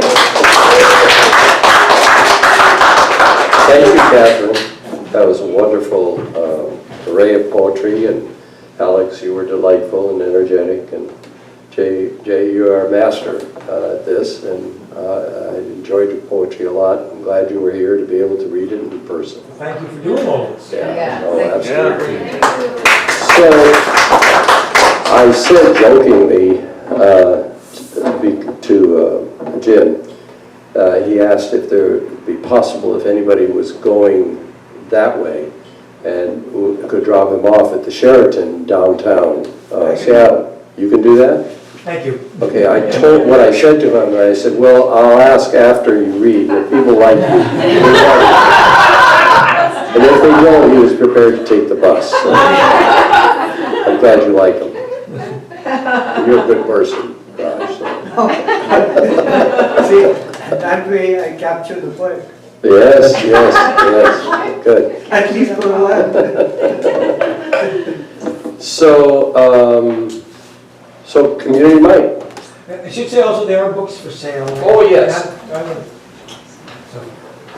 There are books for sale, and is it clear how much they are? Well, they'll go for 15, make it easy. Okay.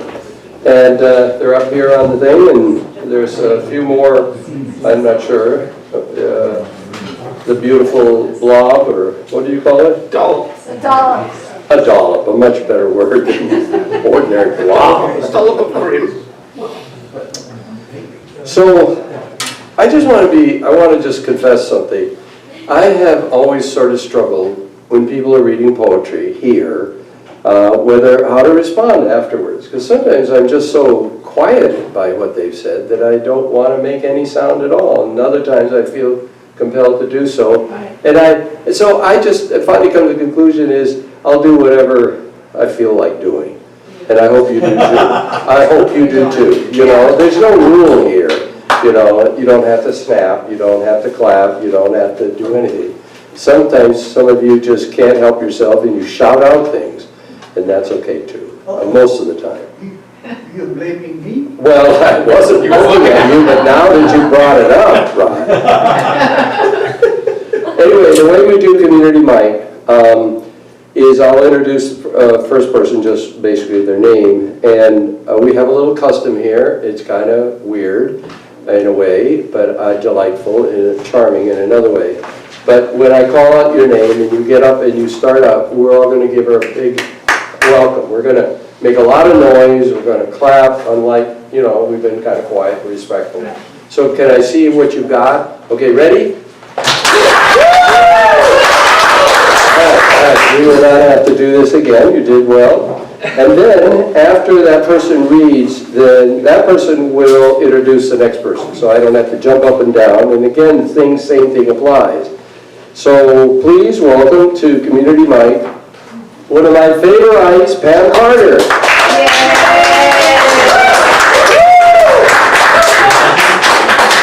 That's the other thing, as soon as her foot hits, did you stop? Okay. All right. If I read this here before, I apologize, but I promised over supper that I would read this. Will I die on this Wednesday hike? In the middle of Frying Pan Creek, a torrent, wrongly named, I freeze. Not in the icy drink, but like a doe in headlights. 1 foot on one rock, 1 foot on another, hiking poles poking into the gravel channel bed. Balanced, barely. I am a statue, a thinking statue, a blinking, balking statue. Will I slip, trip, misstep? Will the current sweep me downstream, usher me to the underworld? Will my head knock against a block of Ohana-Pakosh? Or does this glacial melt flood through Tatoosh granodiorite? I forget while I study my mortality mid-river. Will I die on this Wednesday hike to Summerland? Why does the log bridge span only half the deluge? I don't move, don't move, don't move. Maybe I can stay forever in the middle of Frying Pan Creek. Has search and rescue ever been called to snatch some stupid cluck from the stream? I see the truth. I must shift my weight. Will my knee give, snap, tear? Will I die today on my way to Summerland? I tell myself I must move. I do. I teeter to the log bridge, make solid turf on the far side, and we march to the narrow track lined with scrub, with brambles, with squat conifers. And this is when we meet the bear. She is big, round, indifferent, in the trail, headed down toward. Again, I cross Frying Pan Creek, not lickety-split, but at a steady clip, efficient. I choose a smarter route with a bear at my back. Next is Raj.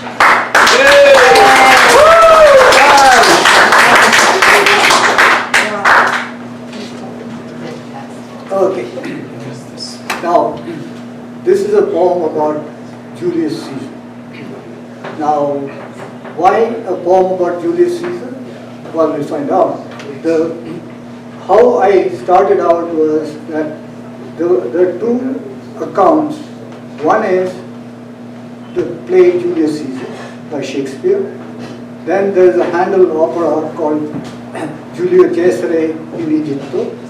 Okay, and then there is Caesar and Cleopatra by George Bernard Shaw. Now, in Shakespeare's play, Caesar is shown as a buffoon.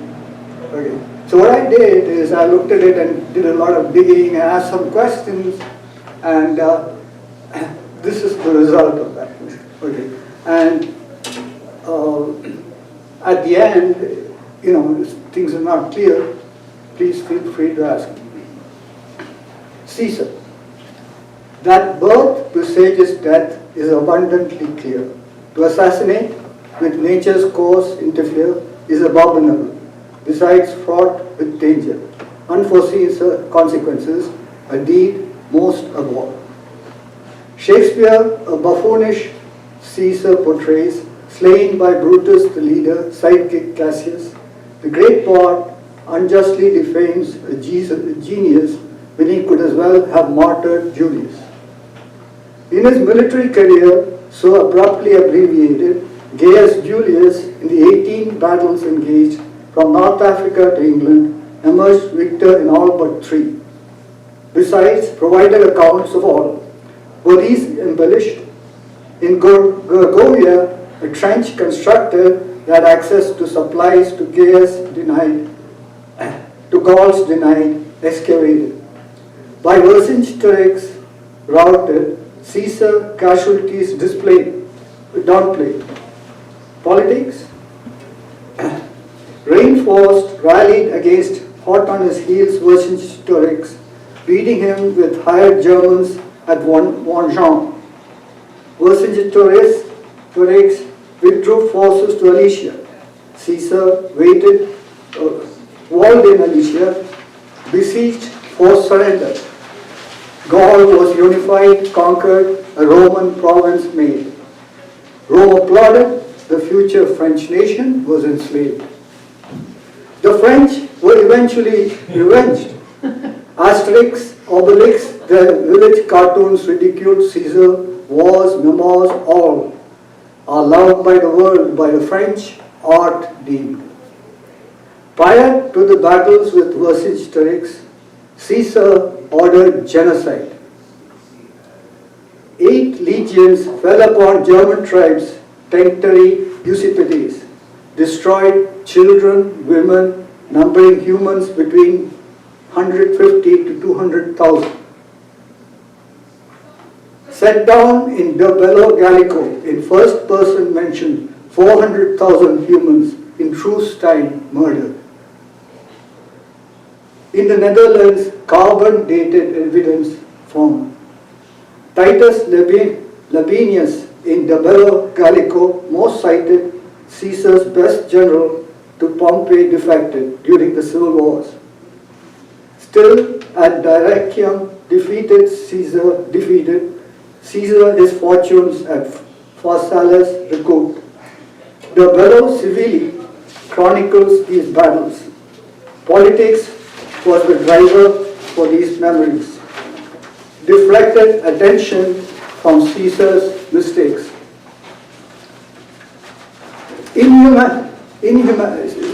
Caesar's mistakes, inhumanity. Caesar was an immoral genius. Such individuals are to society most pernicious, deliberately inconsistent, switching guises, unbound by remorse, unfettered by laws. Caesar conquered Gaul for Rome. Caesar ended the Republic of Rome. Let us watch over politicians at home. Let us grow no Caesars at home.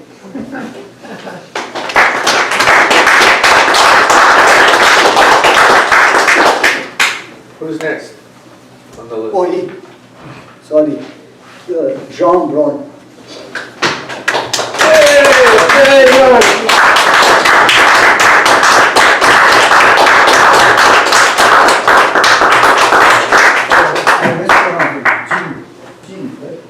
That's okay. That's okay, I'm gonna call her Jean the whole rest of the night. You may call me Jean. Get better quick. Call me sometime. Yeah. Okay. I'm new to this, so bear with me. This is called Grandfather Time. Begin at the center of the keyboard, a white key my piano teacher addressed as Mother C. She turned time into sound.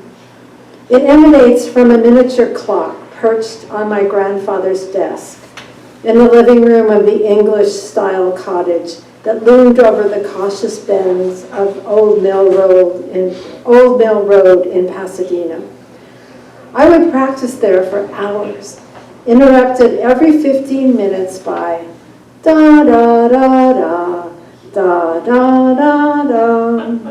Westminster notes. Each chord was entrenched into my life, much like my finger muscles as they tried to learn Moonlight Sonata, how to play without making a mistake. That was then. Now my life takes on a magical dimension, returning north to live with my lover in a place not far from where I was born, in Seattle. I was a war baby. My father flew BB-1s out of the Aleutian Islands. I am asking, I would like to keep hearing my days march into tomorrow with the sound of time every 15 minutes. Da-da-da-da, da-da-da-da. Without the clock, my ears cannot keep time. They cannot envision how deep our lives have become with a plethora of time-honored memories between you and me.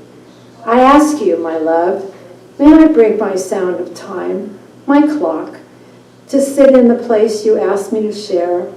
We can count our time in notes from 1 to 12, all the deep notes of our lives.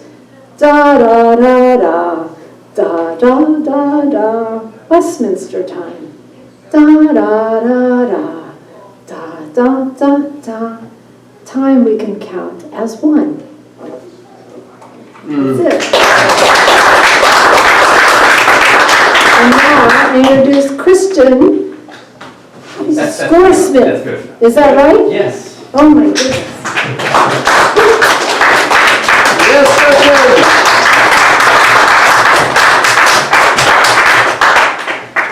Thank you so much.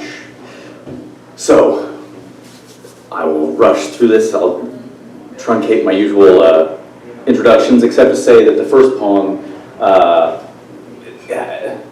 is a reflection on when I was a child and sort of recalling when I was moving into, well, discovering transitions, maturing, not quite puberty, but hearing the rumblings far off.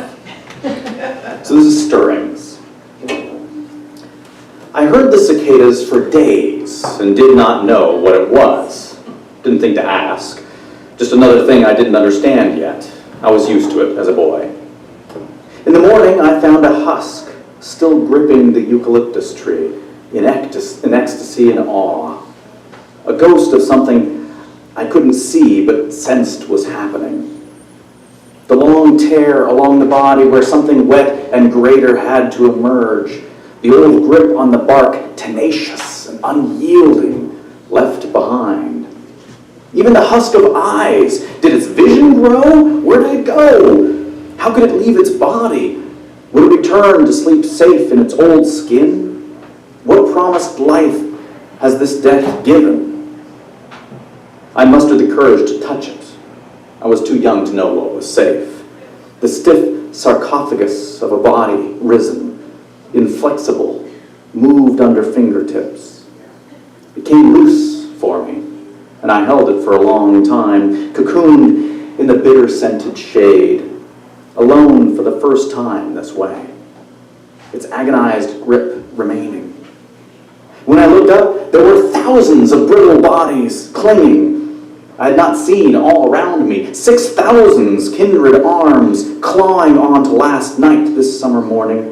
Whatever furious, inevitable orgy of departing captured these thin shells in the night.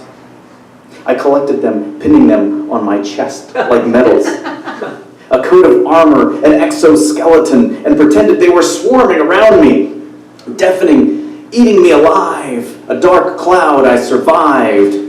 And I entered the living room dramatically, and I groaned as if in delirious birth and sank awkwardly to my knees, arms outstretched, cruciform, as if emerging myself from tragedy, exhausted, and fell onto my boy belly, spent, for my parents to see, all the brittle bodies crumbling underneath me. When I rose, the floor was covered in dead skins.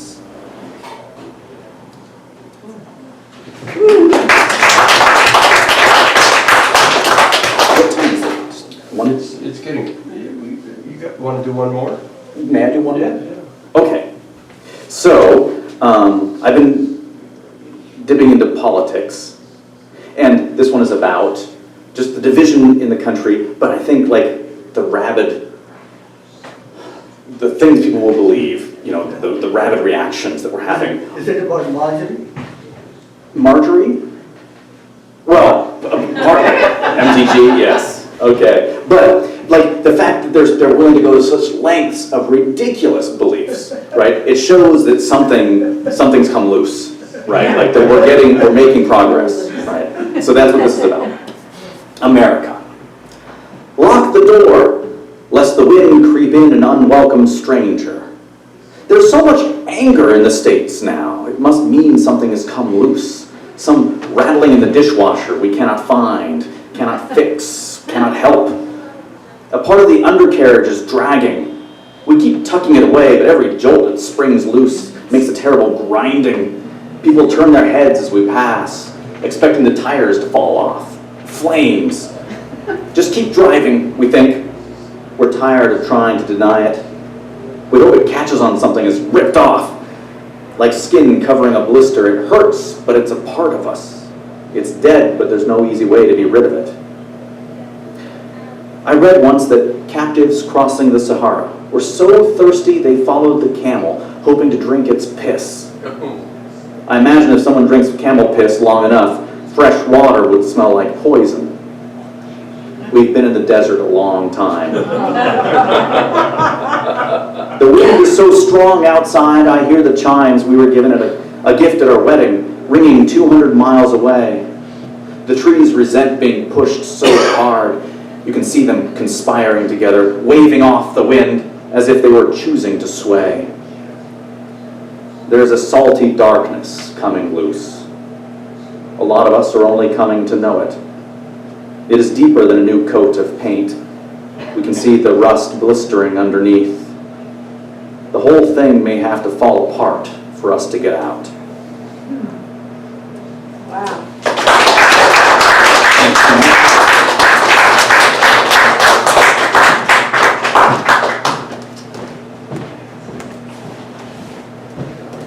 Well, big thanks to all the community bikers, who read. Thank you, Pam, thank you, Christian.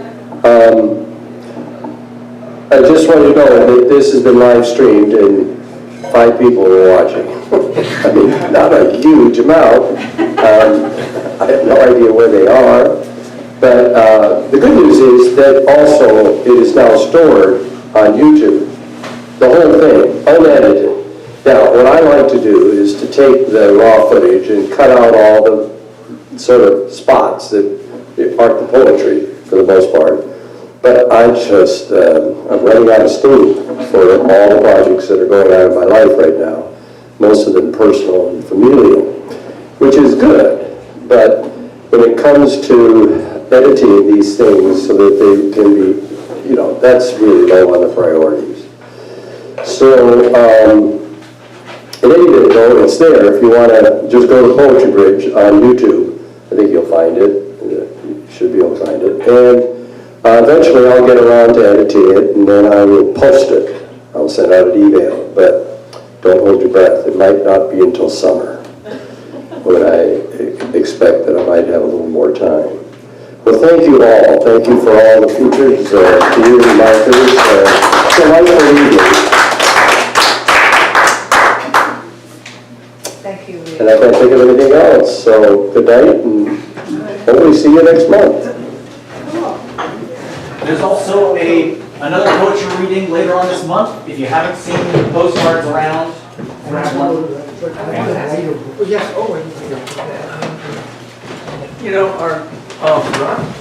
I live downtown. Or you live downtown too? No, I live in Canada. And where? Canada. North of the lake. If you look close, Yeah, I can take it, yeah, because we live right downtown. I know what it is. Yeah, I mean, it's easier for. Oh, it's not just Hard to know Yes. if I'll be in town or not. Yeah. Thank you.